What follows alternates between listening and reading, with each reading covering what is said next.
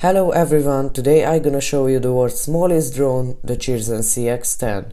We already had a video about this drone, an unboxing video, but this is going to be a more detailed video.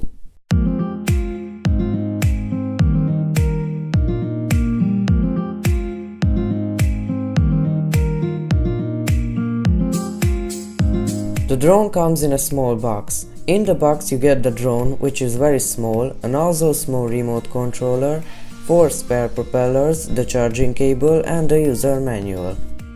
It's easy to use, just turn on the drone, after this turn on the remote controller, push up and down the left control stick and now you can fly. This is not a professional drone, so the flying is not very easy, but you can learn it quickly. The charging is also easy. Put the small ending of the cable into the drone and the USB ending into a laptop or a wall socket and it starts charging. While the drone is charging, a red light in the USB ending is lighting. It charges 10 minutes and after that you can fly 5 minutes.